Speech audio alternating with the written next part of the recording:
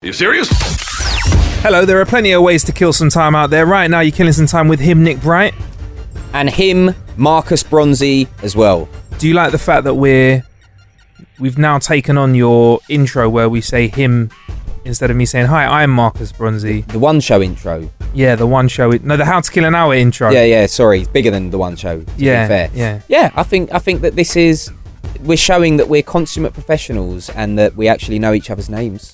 So... Yeah. Consummate professionalism. What? What? Professionalism. Consummate professionalism. Consummate professionalism. Can't red talk. lorry, yellow lorry, red lorry, yellow lorry, red lorry, yellow lorry, red lorry, yellow lorry.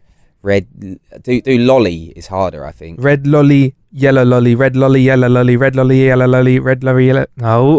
Slipping into the lorries. Go on, you have a go. Red lolly, yellow lolly, red lolly, yellow lolly, See, there we go. I wonder what the world record is for that. There's some dude out there that's just smashing it. It's all he does with his life. And he's weird. He's definitely single. He's single and weird. Yeah. So Kill a Bit this week, Nick Bright. First part of the show in How to Kill an Hour, we tell you a way that we have killed some time, a way which you can kill some time. Sometimes it's something as simple as an app. We spoke about apps before in the show. Still fucking playing that Rust Bucket one from like episode 180 where I was talking about Rust Bucket. I'm addicted to that app. I've not played it once. I played it on the podcast live. Yeah. And then I deleted it after that. Oh, fair enough. Well, I actually genuinely like it. So it's a free app. I'm playing it. And if you want to know the secret to avoiding ads in game, Nick has got the secret for you. Listen to that episode 180. But this week is something that is almost out. It's called an AirSelfie, Nick. I put up a little bit of social media earlier on in the week. Yeah, I think I saw I saw you talking about this. It looks sick. Yeah, it's basically a tiny little drone. And as well as it being a drone that is so small that it fits in a case that goes around your phone. So it fits in a phone case that goes around your phone. It's that small. You can put it on the palm of your hand. It's designed for you to basically take selfies. So this is like the selfie stick advanced. It's the hands-free selfie stick. Right. Because you don't need no selfie stick. You take this AirSelfie, throw it in the air, and it hovers, and it has a camera on it, a 5 megapixel camera. Take a picture of yourself with the app that comes with it, and let it land back on your hand again. Question. Yeah, question? At Wimbledon, for example, and many sporting events, selfie sticks have been banned. Right. So I know you don't work for these companies, the kind of like Wimbledon organisation or whatever they're called, the All England Tennis Club, I think it might be called. Yeah. But I can't imagine these things will be allowed in these places either. You know what I mean? Whilst Andy Murray's about to smash a game-winning serve, like someone's like, hang on, yeah, just like. No, I think with all of these things, what people have to understand is privacy is going to be important, because it looks like some spy shit, Nick. Yeah, like, right. It's something James Bond would have. Drones like, buzzing around your head. Yeah, tiny little drone. So yeah, I think safety-wise, could you take a picture of your next door neighbour getting undressed? Yes, you could. Probably do that with a normal drone anyway. I mean, I do it with like ladders and stuff now. Anyway. Old school. Yeah, you got to do it old school, innit? Yeah, Because to be fair, unless there's a bit of climbing involved, it's a bit of a challenge. You want the challenge. I've earned my stripes, mate. Yeah, you know what I mean? Yeah. Like I've got like that windowsill. I've got pulling myself up a windowsill is like pull-ups to me. That's what I do every single day. That's why you're so wedge. Yeah, I don't go gym and do pull-ups. I just pull myself up on windowsills, have a little peeky peek. I'm glad you said pull yourself up. Well, the other bit comes afterwards. But yeah, no, it's pretty cool, man. Like, it's quite a simple thing to explain. The cool things about it is that you can charge it in a case. It comes with a special case that charges it. I think in 5 minutes it gets half a charge, or 10 minutes you get half a charge. So it's not really designed for long flying. I don't think you get more than 3 to 5 minutes out of flying it. It's designed for you to just go here, whack it up, take a selfie or video, get it down again. It has its own Wi-Fi in it. It has a 4 gigabyte micro SD memory card in it, so you don't need to worry about memory and stuff. Can you add more if you want to? I don't know. That's the only question I genuinely didn't ask. From looking at it, when I had a go on it, I couldn't see where you could pop it out. Right. So I'm going to say no now. But I don't know if you're going to take more than 4 gigabytes worth of photos. Some people like snapping, you know. Yeah. The only thing at the moment is you can't take the pictures and directly throw them online. You have to save them to your gallery, then use them afterwards. So I could do with that maybe being sorted out. So you mean like you go into the app and then you save it from the app into your camera roll? Yeah. Yeah. It's not too bad though. It's just that one extra bit. But it comes with extra accessories as well, like bigger power packs, where I've been told by the developer that the new power pack that comes with it, you'll be able to charge your phone with, as well as the AirSelfie. And I think that's a good idea. The only thing I'm worried about, right, is I assume this is compatible with, is it iPhone, Android as well? Or? iPhone and Android, yes. So the case fits on both, or do you have to get a separate case? They've got cases for the main phone releases, which is the Apple's, iPhone 7, I presume, and 6.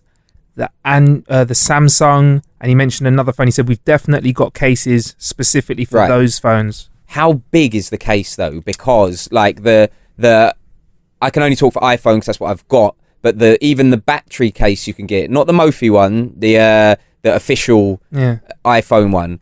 The like, have you seen it? Like where the back is like a little bulge. Like it looks like a Ninja Turtle. Like it pisses me off. Looks like your phone had too many carbs for dinner. Yeah, that's what it looks like. It looks like your phone had a bit too many carbs. It's feeling a bit. It gets on my nerves a bit. Do you know what I mean? I like flush lines. So how big does it make your phone? Pretty big. Yeah. Not gonna lie. It must be massive. If it's in your pocket, it's gonna. If you're a man, it could be a blessing or a curse. Yeah. Because you've got a heavy pocket. I don't like having full pockets.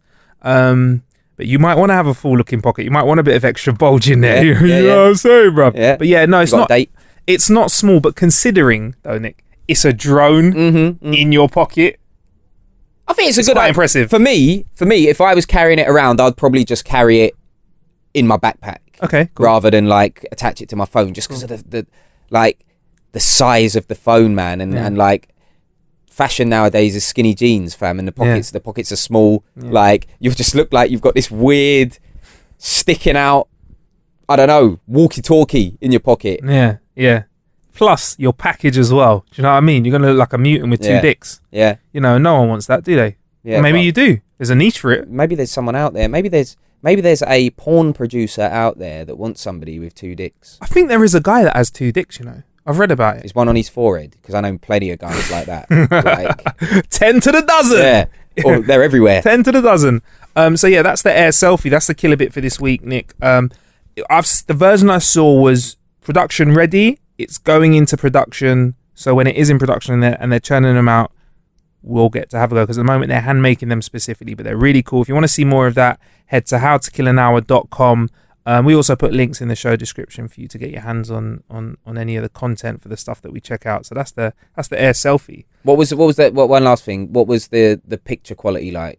It was all right. It wasn't. I wouldn't say it's better than an iPhone. I think you need good lighting. I think it tracks you quite well. It wasn't the best photo I've seen. But I think when I'm taking selfies, I kind of just want the faces to be clear. But what about the vibration? Because that's the thing with like a lot of drones and that, the early drones which had cameras in and that, you get like vibration. None of that. Okay. I was very impressed that something of that size, something that could fit in the palm of your hand, could hover.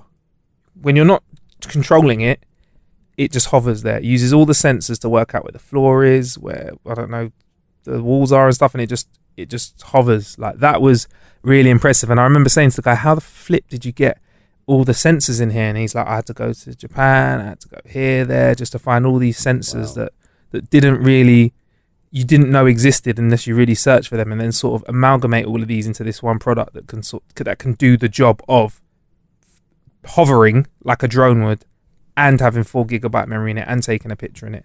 I'd like to see better camera quality on it in the future. I'd love video. I love it to do video or live streaming. Streaming would be cool. I mean, there's potential for it to be better, but I'm still pretty impressed. I'm just thinking with things like live streaming, I guess the point I'm about to make, I guess anyone can do it with an iPhone or whatever nowadays anyways. Say if you go to things like a live sporting event or whatever, you're not meant to live stream when you're in there.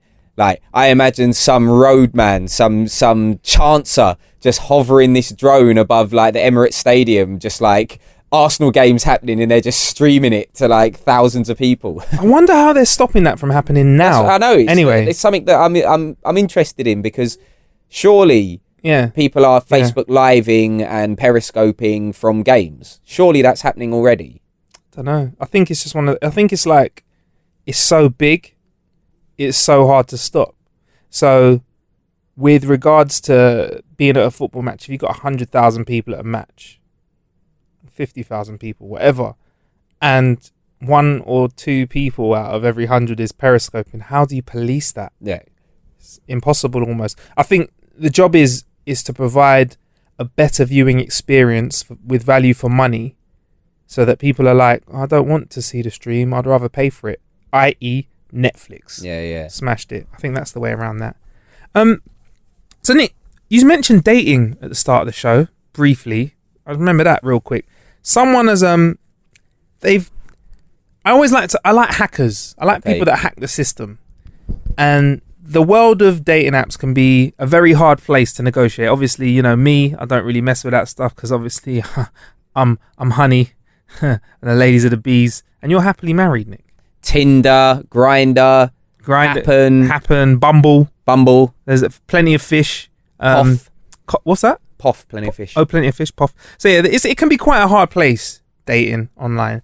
And even with the swiping, making it easy, people out there might not be getting swipes. You might not be getting as many swipes as you like. But an entrepreneur from London has come up with an ideal solution to a problem that many of us have, which is not getting enough love on social media and dating apps.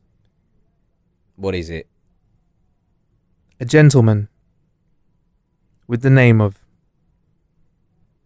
Shed Smove. That's his real name. Shed Smove. That's what he's called himself. Shed Simove. What? Has created an app called Shinder. Is it just fake though? Is it like because this is before you continue? If it's fake, right? There's a difference between getting actual genuine likes and just like pretend shit. Pretend shit, you still know it's pretend. It gets better than that, Nick. The app is legit, but he's the only guy on it. Oh my God. So basically it's like if you want to date him, you go on the app. Well, yeah, if you log in, you don't go through all the bollocks. Instead, you just get option to sign up to his mailing list, and you get told that you've dodged a bullet. And then if you swipe right, if you swipe left and whatever, they tell you that you have exquisite taste and that you've matched with him. So basically, he's created a dating app where he is the only one available on it, and he's had 10,000 responses already, apparently. All from absolutely mental, crazy people. 10,000 no's. I'll just go into your mailing list, thanks, instead of dating you. But yeah, I think that's a clever way to hack dating. Not really, because if no one signs up to your app, that's even worse. Someone's gonna try it. So I reckon he's at least out of 10,000. If he doesn't get a date out of 10,000, maybe he needs to really reassess. He's probably just signed up himself 10,000 times. Oh no, that's bad. That's sad. That's what I reckon he's done. A new email address every time. Don't you rate Shinder though for having a little crack at hacking the dating game? You've got no love, you know. It's a cool story. It's a cool story, but listen, it's not going to work. You're not going to find wifey on there. Yeah, definitely. Okay, so we brought up dating with Otis briefly when he came on the show, and the future of dating is something that's quite interesting, because if you told me or I told you 10 years ago that in 10 years' time you could get on a date with somebody that fancies you and be one step closer to being in a relationship or getting your end away by just opening an app, it would almost be unbelievable, right? Well, you would have said, what's an app? Firstly, but secondly, I want some of those. Give me some of those. What? Give me 24 of those. I want some of those. Like, it is mad, because I spoke about this on my radio show before. What radio show is that, Nick? On One Extra, so for the BBC, I do a radio show there. And when's that on, Nick? It's Saturdays and Sundays, 10 till 1. Cheers. But I mean, regular listeners will already know. I mean, I thought that everyone that listened to How to Kill an Hour just is an absolute fan and convert of the show. Well, I know you, the listener, are only here because of Nick Bright. Thank you for joining us. Right. And it's a really quiet show when Nick's not around. So yeah, like we spoke about this, and a few years ago, can you remember? Like, when I say a few years ago, I'm talking 10 years ago. Yeah. Can you remember when, like, saying that you were trying to find somebody on the internet was like, bro, you're weird. Like, you're a murderer. You're trying to find a date on the internet. Murderer. Like, now it's just like, that's the way. Like, like I said, I'm off the shelf, so I don't really know that well. But nowadays, people will be in the club on Tinder. They'll be in the club at the bar buying drinks with real girls around them. Ridiculous. And they'll be on Tinder whilst doing it. It's like, that to me is a little bit alien, just because, without trying to sound like mad old or whatever, but it's like you're in the place where the girls are. Like, yeah. But I guess it's because we're becoming more and more of a species that doesn't really communicate with each other face to face. Do you know what I mean? More and more stuff we do is like through technology. Text messaging started it, you know, WhatsApp, Tinder.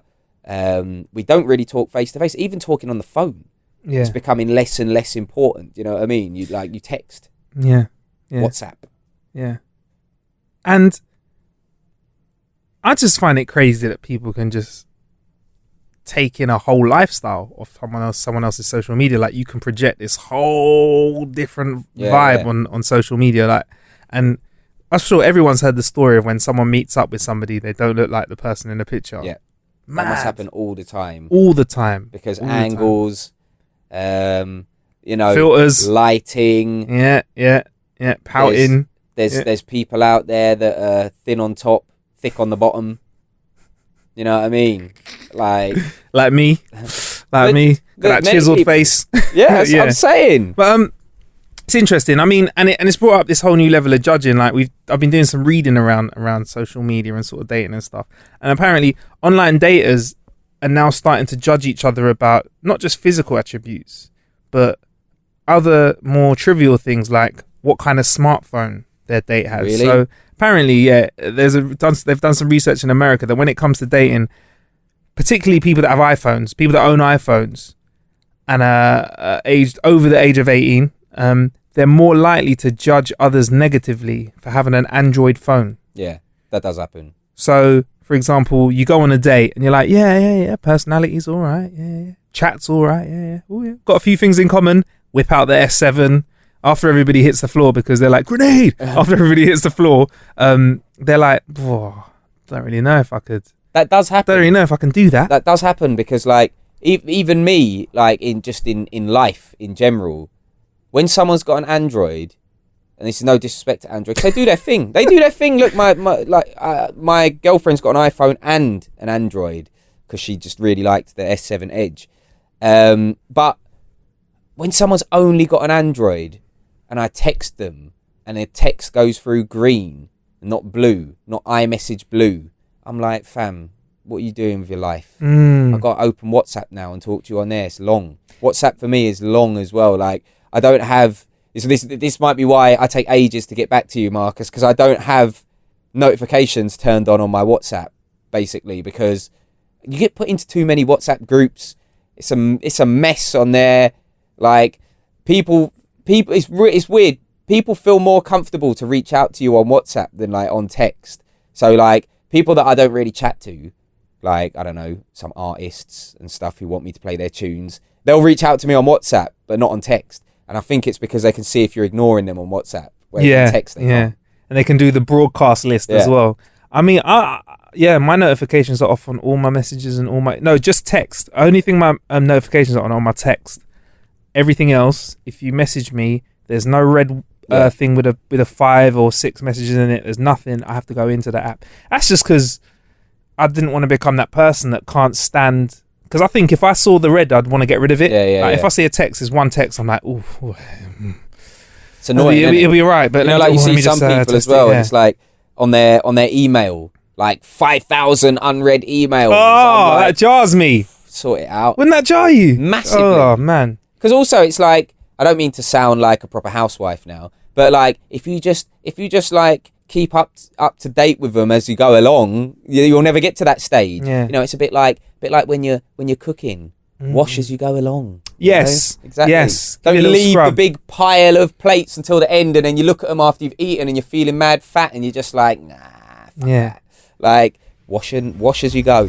Thank you, Nick Wright, for using doing the dishes as a nice analogy for wrapping up how you should handle your social media and your emails. Trust me, there's always a real life relation to the tech world. You can always relate it back to real life. Yeah, somehow.